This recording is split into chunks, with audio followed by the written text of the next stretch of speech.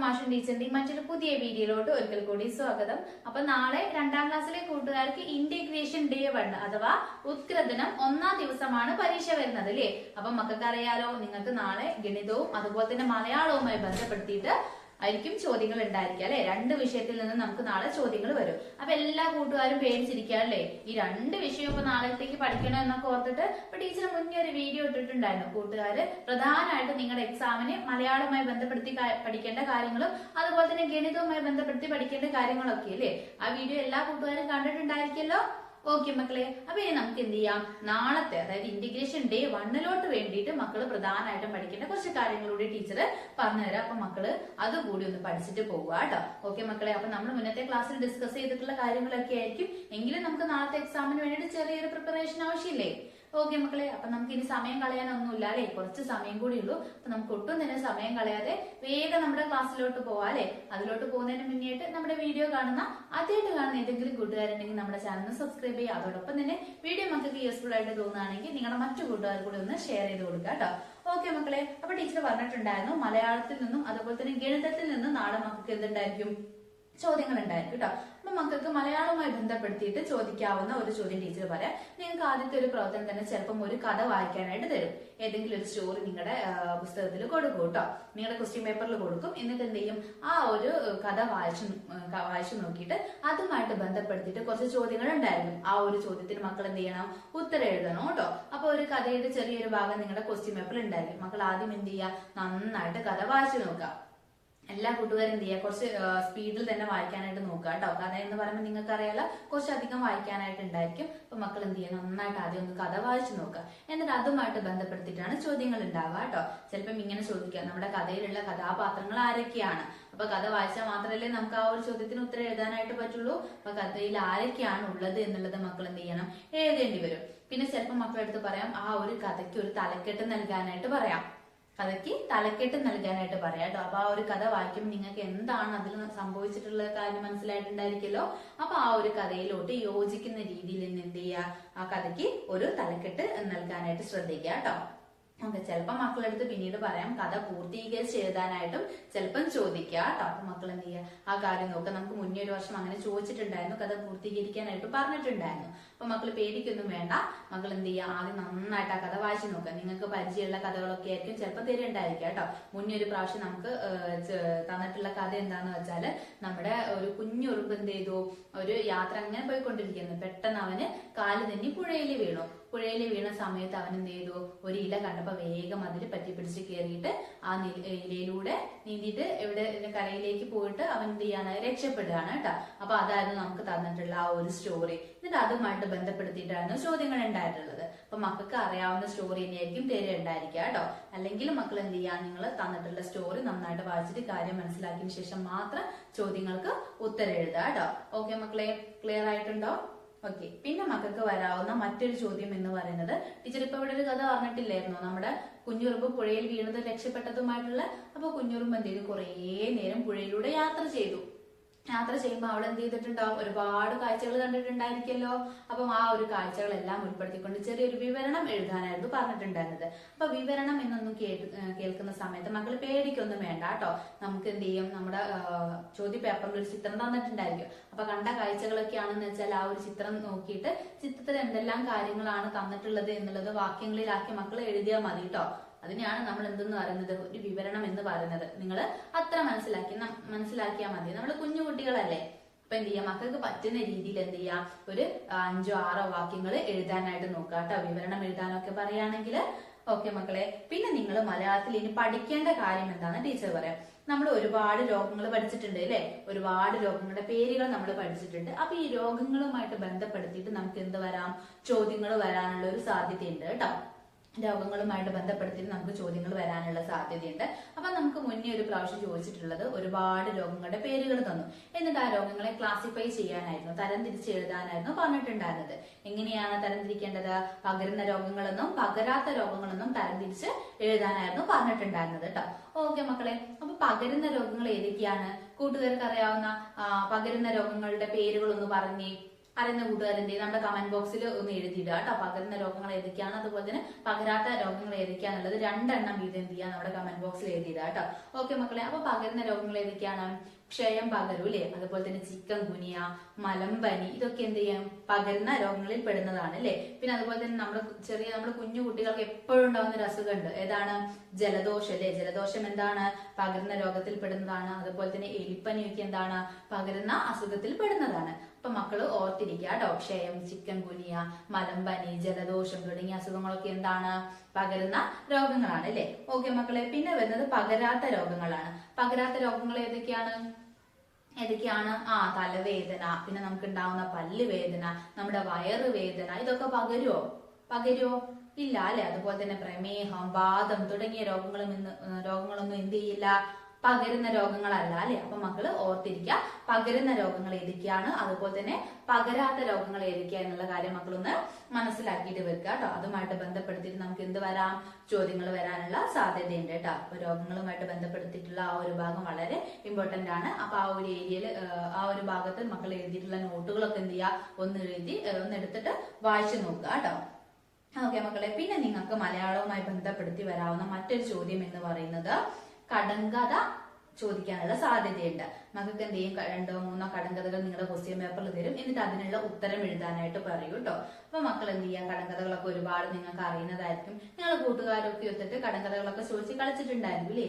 അപ്പം എന്ത് ചെയ്യാം, അതൊക്കെ ഒന്ന് നോക്കിയിട്ട് പോവാട്ടോ. നിങ്ങൾ ഇനി നോട്ട് പുസ്തകത്തിൽ കടങ്കഥ എഴുതിയിട്ടുണ്ടെങ്കിൽ, അല്ലെങ്കിൽ കടങ്കഥകളൊക്കെ കളക്ട് ചെയ്തുകൊണ്ട് പതിപ്പൊക്കെ ഉണ്ടാക്കിയിട്ടുണ്ടാവുമല്ലോ ചിലപ്പോ. അപ്പൊ അതൊക്കെ എന്ത് ചെയ്യാം, മക്കളൊന്ന് നോക്കുക കേട്ടോ. ഒന്ന് വായിച്ചു വെച്ചിട്ട് പോവുക. അല്ലെങ്കിൽ നിങ്ങളുടെ ഉമ്മമാരുടെ അടുത്ത് പറയാം, നിങ്ങളുടെ അടുത്ത് കുറച്ച് കടങ്കഥകളൊക്കെ ചോദിക്കാൻ, അപ്പൊ മക്കൾക്ക് ഉത്തരം പറയാൻ പറ്റുന്നുണ്ടോ എന്നുള്ളത് നോക്കുക കേട്ടോ. അപ്പൊ ചോദ്യങ്ങൾ തന്നിട്ട് ഉത്തരം എഴുതാനായിട്ട് പറയാം. പിന്നെ മക്കൾക്ക് വരുന്നത് ചിലപ്പോൾ ഉത്തരങ്ങൾ തരും. ഉത്തരം തന്നിട്ട് അതുമായിട്ട് ബന്ധപ്പെടുത്തിയിട്ടുള്ള ഒരു കടങ്കഥ എഴുതാനായിട്ട് പറയും കേട്ടല്ലോ. അപ്പൊ നമ്മൾക്ക് തവള എന്നുള്ള ഒരു ഉത്തരം തന്നു, എന്നിട്ട് തവള ഉത്തരമായിട്ട് വരുന്ന ഒരു കടങ്കഥ എഴുതാൻ. അപ്പൊ നമുക്ക് എന്ത് പറയാം, ഒരമ്മ പെറ്റ മക്കളെല്ലാം ചാടി എന്താണ് ഉത്തരം വരുന്നത്, തവളയാണ്. അപ്പൊ അത്തരത്തിൽ ഉത്തരം തന്നിട്ട് മക്കളടുത്ത് കടങ്കഥ എഴുതാനായിട്ടും പറയും കേട്ടോ. പിന്നെ നിങ്ങൾക്ക് കടങ്കഥയുമായി ബന്ധപ്പെടുത്തിയിട്ട് എങ്ങനെയാ ചോദ്യം വരുന്നത് വെച്ചാൽ, നിങ്ങളടുത്ത് സ്വയം ഒരു കടങ്കഥ തയ്യാറാക്കാനായിട്ട് പറയും. അപ്പൊ മക്കൾ എന്ത് ചെയ്യുക, നിങ്ങൾ ഒറ്റയ്ക്ക് നിങ്ങൾക്ക് ഇഷ്ടമുള്ള രീതിയിൽ എന്ത് ചെയ്യുക, ഒരു കടങ്കഥ എഴുതുക, അതിന്റെ ഉത്തരവും എഴുതുക. മനസ്സിലായോ മക്കളെ? അപ്പൊ കടങ്കഥയുമായിട്ട് ബന്ധപ്പെടുത്തിയിട്ട് മൂന്ന് രീതിയിലാണ് ചോദിക്കുക. ഒന്ന് കടങ്കഥയുടെ ചോദ്യം തന്നിട്ട് മക്കളടുത്ത് ഉത്തരം എഴുതാനായിട്ട് പറയും. പിന്നീട് ഉത്തരം തന്നിട്ട് അത് ഉത്തരമായിട്ട് വരുന്ന കടങ്കഥ എഴുതാനായിട്ട് പറയും. പിന്നെ മക്കളടുത്ത് സ്വയം ഒരു കടങ്കഥ എഴുതാനായിട്ടും പറയും. ഓക്കെ, ക്ലിയർ ആയിട്ടുണ്ടല്ലോ. അപ്പൊ മലയാളവുമായിട്ട് ബന്ധപ്പെടുത്തി ഇത്രയും കാര്യങ്ങളൊക്കെ പഠിക്കാം കേട്ടോ. ഓക്കെ, ഇനി നമുക്ക് എന്ത് ചെയ്യാം, ഗണിതത്തിലോട്ട് പോവാല്ലേ. ഗണിതവുമായിട്ട് ബന്ധപ്പെടുത്തി നിങ്ങൾക്ക് പഠിക്കാൻ കുറച്ച് കാര്യങ്ങളുണ്ട്. അപ്പൊ മക്കൾ ഇവിടെ നോക്കിക്കേ, ടീച്ചർ ഇവിടെ ചെറിയൊരു ടേബിൾ കൊടുത്തിട്ടുണ്ട് കേട്ടോ. അപ്പൊ ഇതെന്താന്ന് വെച്ചാൽ ഇവിടെ നമുക്ക് കാണുന്നുണ്ടല്ലോ, ക്ലാസ് 1, ക്ലാസ് 2, ക്ലാസ് 3, ക്ലാസ് 4 എന്നൊക്കെ പറഞ്ഞ് കാണുന്നുണ്ടല്ലോ. മലയാളം മീഡിയത്തിൽ പഠിക്കുന്ന കൂട്ടുകാർക്ക് ഈ ക്ലാസ് 1, ക്ലാസ് 2 എന്നുള്ളതൊക്കെ മലയാളത്തിൽ തരും കേട്ടോ. ഇംഗ്ലീഷ് മീഡിയം കൂട്ടുകാർക്കാണെങ്കിൽ ഇംഗ്ലീഷിലും ആയിരിക്കും എഴുതിയിട്ടുണ്ടായിരിക്കാം. അതെന്തോ ആയിക്കോട്ടെ, മക്കൾ ഇവിടെ ശ്രദ്ധിച്ചിരിക്കുക കേട്ടോ. അപ്പൊ ഇതെന്താന്ന് വെച്ചാല്, നമ്മുടെ ക്ലാസ്സിലുള്ള LP സ്കൂളിലെ ഓരോ ക്ലാസ്സിലെയും കൂട്ടുകാർക്ക് വിതരണം ചെയ്തിട്ടുള്ള വിത്തുകളുടെ എണ്ണമാണ് നമുക്ക് ഇവിടെ തന്നിട്ടുള്ളത് കേട്ടോ. എന്താണ്, ഓരോ ക്ലാസ്സിലും വിതരണം ചെയ്തിട്ടുള്ള വിത്തുകളുടെ എണ്ണമാണ് നമുക്ക് ഇവിടെ തന്നിട്ടുള്ളത്. നോക്കിക്കേ മക്കളെ, ക്ലാസ് 1 എത്ര വിത്തുകളാണ് വിതരണം ചെയ്തിട്ടുള്ളത്? 22 വിത്തുകൾ വിതരണം ചെയ്തു. ക്ലാസ് 2 17 വിത്തുകൾ വിതരണം ചെയ്തു. ക്ലാസ് 3 24 വിത്തുകൾ വിതരണം ചെയ്തു. ക്ലാസ് 4 എത്രയാണ് വിതരണം ചെയ്തത് എന്ന് നമുക്കിവിടെ തന്നിട്ടില്ല അല്ലെ. പക്ഷെ അത് കണ്ടെത്താനായിട്ട് നമുക്ക് ചോദ്യത്തിൽ ഒരു ക്ലൂ തന്നിട്ടുണ്ട്. ഓക്കെ, അപ്പൊ നമുക്ക് എന്ത് ചെയ്യാം, ചോദ്യത്തിൽ പോവാം അല്ലെ. നമുക്ക് പറഞ്ഞിട്ടുള്ളത് ഇതാണ്, 3-ാം ക്ലാസ്സിലേക്കാൾ 5 വിത്ത് അധികമാണ് 4-ാം ക്ലാസ്സിൽ വിതരണം ചെയ്തത് എന്നാണ് പറഞ്ഞിട്ടുള്ളത് കേട്ടോ. എന്താണ്, 3-ാം ക്ലാസ്സിൽ വിതരണം ചെയ്ത വിത്തുകളേക്കാൾ 5 വിത്തുകൾ അധികമാണ് 4-ാം ക്ലാസ്സിൽ വിതരണം ചെയ്തിട്ടുള്ളത് എന്നാണ് പറഞ്ഞിട്ടുള്ളത്. എങ്കിൽ 4-ാം ക്ലാസ്സിൽ എത്ര വിത്തുകൾ വിതരണം ചെയ്തിട്ടുണ്ടായിരിക്കും മക്കളെ? നമുക്കറിയാലേ, 3-ാം ക്ലാസ്സിൽ 24 വിത്തുകളാണ് വിതരണം ചെയ്തത്. 3-ാം ക്ലാസ്സില് 24 വിത്തുകളാണ് വിതരണം ചെയ്തിട്ടുള്ളത്. 4-ാം ക്ലാസ്സിലോ അതിനേക്കാൾ എത്ര എണ്ണം അധികം മക്കളെ? 5 എണ്ണം അധികമാണ് വിതരണം ചെയ്തിട്ടുള്ളത്. അപ്പൊ 24 + 5 ചെയ്താൽ നമുക്ക് എന്ത് കിട്ടും? 4-ാം ക്ലാസ്സിൽ എത്ര വിത്തുകൾ വിതരണം ചെയ്തു എന്നുള്ളത് നമുക്ക് കണ്ടെത്താനായിട്ട് പറ്റൂലേ. 24ലോട്ട് 5 ചേർത്താൽ എത്രയാണ് മക്കളെ? 5ഉം 4ഉം കൂടി ആഡ് ചെയ്താൽ 9 നമുക്കറിയാം അല്ലെ. ഓക്കെ, അപ്പൊ എത്രയാണ്? 29 എന്ന് കിട്ടും. എത്ര കിട്ടും മക്കളെ? 29. അതായത് 4-ാം ക്ലാസ്സിൽ എത്ര വിത്തുകൾ നൽകിയിട്ടുണ്ട് മക്കളെ? 29 വിത്തുകളാണ് 4ാം ക്ലാസ്സിൽ നമ്മൾ വിതരണം ചെയ്തിട്ടുള്ളത്. എത്രയാണ്? 29 വിത്തുകൾ നമ്മൾ വിതരണം ചെയ്തു. ക്ലിയർ ആയിട്ടുണ്ടല്ലോ?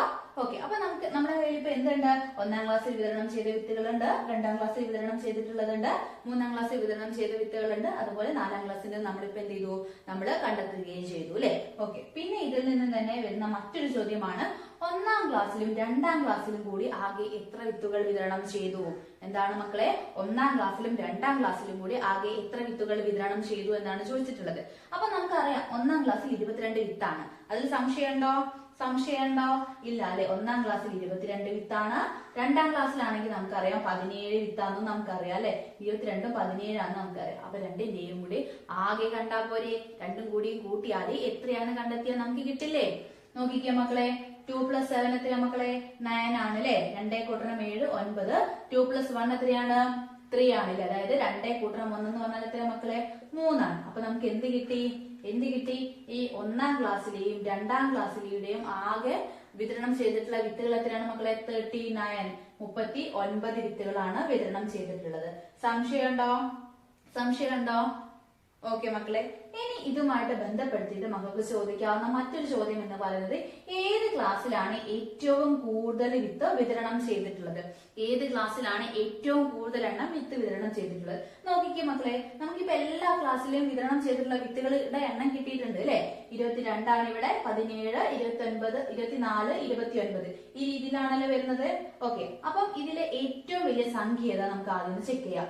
22 ആണോ, 17 ആണോ, 24 ആണോ, 29 ആണോ? കൂട്ടത്തിൽ വലുത് ഏതാ മക്കളെ? 29 ആണ് അല്ലെ? എല്ലാ കൂട്ടുകാർക്കും അറിയാലോ, 29 ആണ് തന്നിട്ടുള്ളതിൽ ഏറ്റവും വലിയ സംഖ്യ. അത് ഏത് ക്ലാസ്സിന് നേരെയാണ് എഴുതിയിട്ടുള്ളത്? 4ാം ക്ലാസ്സിന് നേരെയാണ് എഴുതിയിട്ടുള്ളത്. അപ്പൊ അതിനർത്ഥം എന്താണ് മക്കളെ?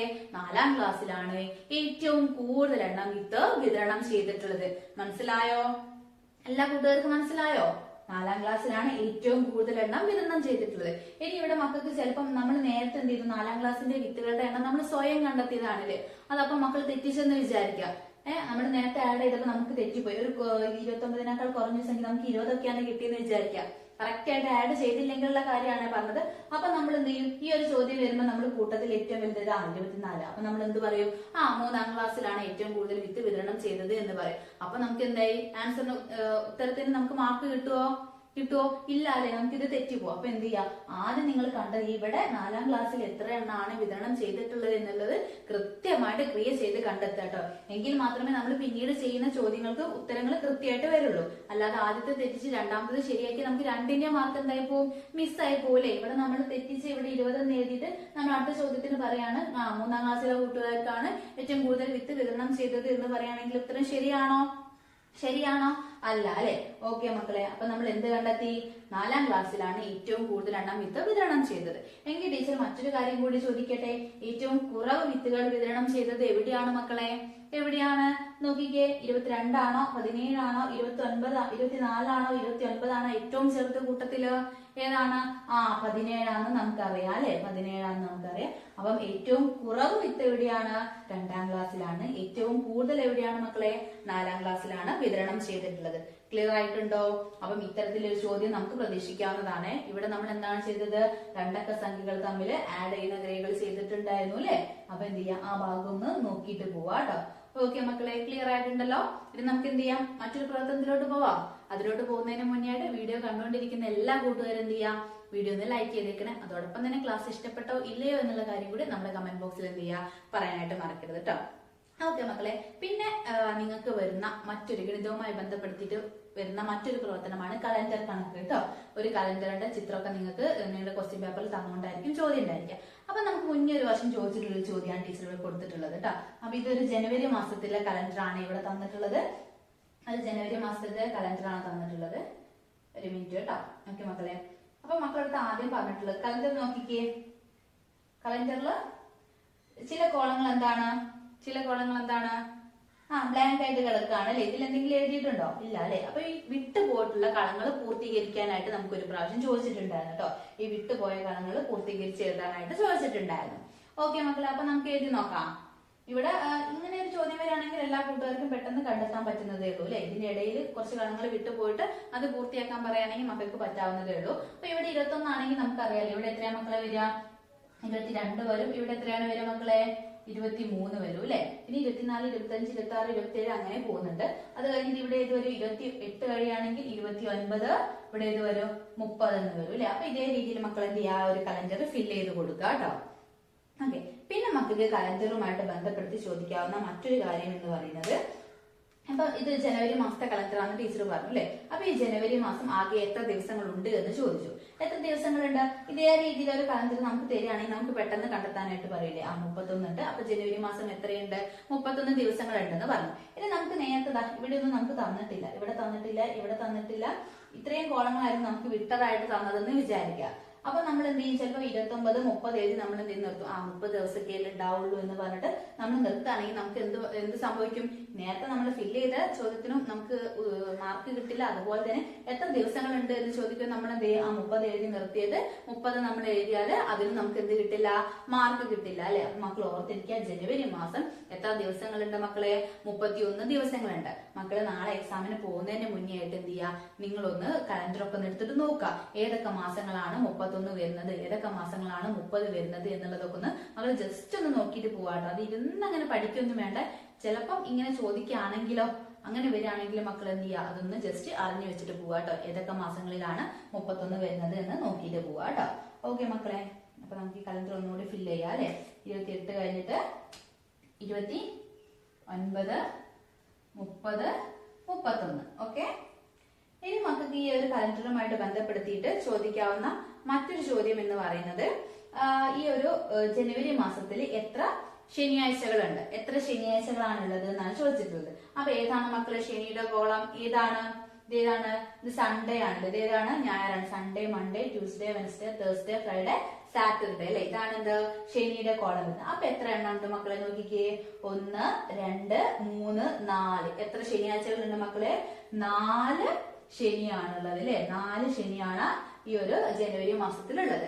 അതുപോലെ തന്നെ മക്കൾക്ക് ചോദിക്കാവുന്നത് അതിന്റെ തീയതികൾ ഏതൊക്കെയാണെന്ന് ചോദിക്കാം. ഏതൊക്കെയാണ് തീയതി മക്കളെ വരുന്നത്?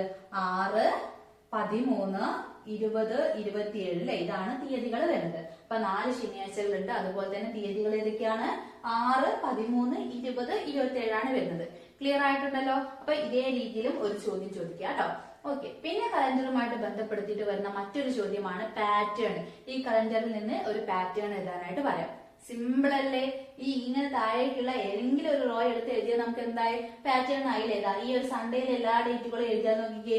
7, 14, 21, 28. ഇതെന്താണ്? ഒരു പാറ്റേൺ ആയില്ലേ? 7ലേക്ക് വീണ്ടും ഒരു 7 ചേർന്നതാണ് എത്രയെന്ന് പറയുന്നത്? 14. 14ലേക്ക് വീണ്ടും ഒരു 7 ചേർന്നതാണ് 21 അല്ലെ. 21ലേക്ക് വീണ്ടും ഒരു 7 ചേർന്നതാണ് എത്ര? 28 എന്ന് പറയുന്നത്. അതുപോലെ തന്നെ ഈ മൺഡേയിലുള്ള ഈ ഒരു ഡേറ്റുകൾ എഴുതിയാൽ നമുക്ക് എന്ത് കിട്ടും? ഒരു സംഖ്യ പാറ്റേൺ ആയിട്ട് കിട്ടൂലേ. അപ്പൊ മക്കൾ എന്ത് ചെയ്യാം?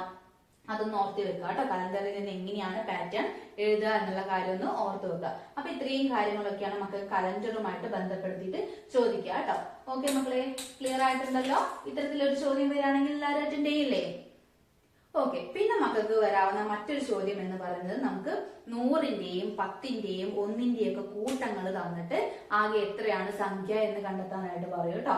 100ന്റെയും 10ന്റെയും 1ന്റെയും ഒക്കെ കൂട്ടങ്ങൾ തന്നുകൊണ്ട് അത് എത്രയാണ് സംഖ്യ എന്നുള്ളത് കണ്ടെത്താനായിട്ട് നമുക്ക് ചോദിക്കലുണ്ട് കേട്ടോ. അപ്പൊ മക്കളെ നോക്കിക്കേ.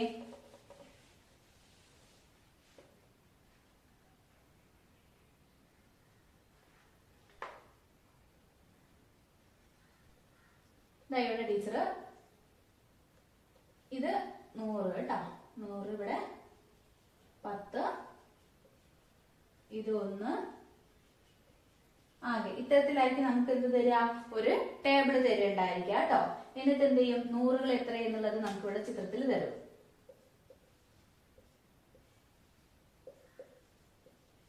ഇതൊക്കെ 100ന്റെ കുപ്പികളാണ് കേട്ടോ. 100ന്റെ കെട്ടുകളോ എന്തോ ആയിക്കോട്ടെ. 100ന്റേത് ഇവിടെ ഏതാണ് വരിക? 10ന്റെ കെട്ടുകളായിരിക്കും. ഇവിടെ വരിക 1ന്റെ കെട്ടുകൾ. ഇതെന്താണ്? ആകെയാണ് വരിക കേട്ടോ. അപ്പൊ നോക്കിക്കേ, ഇവിടെ 10കൾ ഒന്നുമില്ല. ഇനി 1കളുള്ളത് ജസ്റ്റ് വരയ്ക്കുക കേട്ടോ. 1, 2, 3, 4, 5, 6. ഓക്കെ. അടുത്തത് 10കൾ ഇവിടെ 2 എണ്ണം ഉണ്ട് കേട്ടോ. 1കള് 3 എണ്ണം. അടുത്തത് 1, 2, 3, 4. 1, 2, 3, 4 5 6 7 കേട്ടോ. 1 2 3 4 5 1 2 3 4 5. അപ്പൊ ഇത്തരത്തിൽ തന്നു കേട്ടോ. ഇതെന്താണ്? നൂറുകളാണ് കേട്ടോ, നൂറുകളുടെ കെട്ടാണ്. അപ്പൊ നോക്കിക്കേ മക്കളെ, ആദ്യത്തെ റോയില് നമുക്ക് എന്ത് തന്നു? 100ന്റെ എത്ര കെട്ടുണ്ട്? ഒരു കെട്ടാണ് അല്ലെ. 10കൾ ഇവിടെ ഉണ്ടോ? 10കളില്ല, 1കൾ നമുക്ക് തന്നിട്ടുണ്ട് അല്ലെ. അപ്പൊ മക്കൾ എന്ത് ചെയ്യണം? ആകെ എണ്ണം എത്രയാണെന്ന് നമുക്ക് കണ്ടെത്തണം കേട്ടോ. അത് ചിലപ്പോൾ നെല്ലിക്കയുടെ എണ്ണോ അല്ലെങ്കിൽ നമ്മൾ കളക്ട് ചെയ്തിട്ടുള്ള മഞ്ചാടികളുടെ എണ്ണോ മിഠായികളുടെ എണ്ണോ അങ്ങനെ എന്തെങ്കിലുമൊക്കെ പറഞ്ഞിട്ട് തരും കേട്ടോ. എന്നിട്ട് എന്ത് ചെയ്തു? നമ്മളിപ്പോ മഞ്ചാടി കളക്ട് ചെയ്യണം. അപ്പൊ മഞ്ചാടി എന്ത് ചെയ്തു? 100ന്റെ കൂട്ടങ്ങളാക്കിയും 10ന്റെ കൂട്ടങ്ങളാക്കിയും 1ന്റെ കൂട്ടങ്ങളൊക്കെ ആക്കിയിട്ട് നമ്മൾ എന്ത് ചെയ്തു? എണ്ണാൻ എളുപ്പമാവാനായിട്ട് നമ്മൾ എന്ത് ചെയ്തു? അടുക്കി വെച്ചു. അപ്പൊ അതാണ് നമുക്ക് എന്ത് ചെയ്തത്? ഈ ഒരു ചിത്രത്തിൽ തന്നതെന്ന് വിചാരിക്കാം. അപ്പൊ 100ന്റെ ഒരു കൂട്ടാണ് ഇവിടെ ഉള്ളത് അല്ലെ. 10ന്റെ കൂട്ടമല്ല. 1ന്റെ എത്ര ഉണ്ട് മക്കളെ? 6 എണ്ണമാണുള്ളത്. എങ്കിൽ ആകെ എത്ര മഞ്ചാടികൾ ഉണ്ടായിരിക്കും മക്കളെ? എത്ര ഉണ്ടായിരിക്കും മക്കളെ? 106 മഞ്ചാടിയല്ലേ ഉണ്ടാവുക അല്ലെ. 106 മഞ്ചാടിയല്ലേ ഉണ്ടാവുക. നമുക്ക് അറിയില്ലേ എങ്ങനെ കണ്ടെത്താന്നുള്ളത്? ഒന്നുകൂടി ചെയ്ത് നോക്കിക്കേ. ഇവിടെ 100ന്റെ ഒരു ബോക്സ് ആണുള്ളത് അല്ലെ. 10ന്റെ 2 എണ്ണം ഉണ്ട്, 1ന്റെ 3 എണ്ണം ഉണ്ട്. അപ്പൊ ആകെ എത്രയായിരിക്കും മക്കളെ? 123 മഞ്ചാടികൾ ഉണ്ടായിരിക്കും അല്ലെ. 123 മഞ്ചാടികൾ ഉണ്ടായിരിക്കും. അടുത്ത നോക്കിക്കേ മക്കളെ, ഇവിടെയും 100ന്റെ ഒന്നാണുള്ളത്, 10ന്റെ 4 എണ്ണം ഉണ്ട്, അതുപോലെ തന്നെ 1ന്റെ 7 എണ്ണം ഉണ്ട് അല്ലെ. അപ്പൊ എത്ര വരും മക്കളെ? 147 എന്ന് വരും അല്ലെ. 147. അടുത്ത നോക്കിക്കോ മക്കളെ, 100ന്റെ 1ഉം 10ന്റെ 5 എണ്ണവും അതുപോലെ തന്നെ 1ന്റെ 5 എണ്ണമാണുള്ളത്. അപ്പൊ 1 5 5 അല്ലെ. 155 എന്ന് കിട്ടും. ക്ലിയർ ആയിട്ടുണ്ടോ? നമ്മൾ ആകെ മഞ്ചാടിയുടെ എണ്ണം നമ്മൾ കണ്ടെത്തിയില്ലേ? ഈ കൂട്ടത്തിൽ എത്രയുണ്ട് മക്കളെ? 106, രണ്ടാമത്തെ കൂട്ടത്തിൽ 123, അടുത്തതിൽ 147, പിന്നെ 155. ഇപ്പൊ നമ്മൾ മഞ്ചാടിയുടെ എണ്ണം നമ്മൾ കണ്ടെത്തിയില്ലേ? ഓക്കെ. ഇനി മക്കളെടുത്ത് പറയും ഈ എണ്ണത്തെ ആരോഹണ ക്രമത്തിൽ എഴുതാനായിട്ട് പറയും. എന്താണ് മക്കളെ ആരോഹണ ക്രമം എന്ന് പറഞ്ഞാല്? നമ്മൾ ചെറുതിൽ നിന്ന് വലുതിലേക്ക് എഴുതുന്നതിനെയാണ് നമ്മൾ എന്തെന്ന് പറയുന്നത്? ആരോഹണ ക്രമം എന്ന് പറയുന്നത് അല്ലെ. അപ്പൊ നമ്മൾ എന്ത് ചെയ്യണം? ഈ കൂട്ടത്തിൽ തന്നിട്ടുള്ളതിൽ ഏറ്റവും ചെറിയ സംഖ്യ ഏതാണ് മക്കളെ? 106. അപ്പൊ 106 പോയി അല്ലെ. അടുത്തത് ഇനി ഏതൊക്കെയാണുള്ളത്? ഈ 3 എണ്ണാണുള്ളത്. ഇതിൽ ഏറ്റവും ചെറുത് ഏതാണ്? 123 അല്ലെ. അപ്പൊ ഇതും പോയി. ഇനി 2 എണ്ണം ഉണ്ട്. ഇതിൽ ഏതാണ് ചെറുത് മക്കളെ? 147 ആണ് അല്ലെ. അപ്പൊ അതും പോയി. പിന്നെ ബാക്കി എത്രയേ ഉള്ളൂ? 155. അപ്പൊ നമ്മൾ എന്ത് ചെയ്തു? ആ മഞ്ചാടികളുടെ എണ്ണത്തെ ചെറുതിൽ നിന്ന് വലുതിലേക്ക്, അതായത് ആരോഹണ ക്രമത്തിൽ നമ്മൾ എഴുതി. അപ്പൊ ആദ്യം ഇത് വരും 106, 123, 147, 155 എന്ന് വന്നു. മക്കൾക്ക് മനസ്സിലായോ? അപ്പം ഇതേ രീതിയിൽ മക്കൾക്ക് എന്ത് ചെയ്യാനായിട്ട് വരും? ആരോഹണ ക്രമത്തില് ഇത്തരത്തിലുള്ള 3 സംഖ്യകൾ തന്നിട്ട് അറേഞ്ച് ചെയ്ത് എഴുതാനായിട്ടുണ്ടായിരിക്കും കേട്ടോ. എല്ലാ കൂട്ടുകാരും ചെയ്യില്ലേ?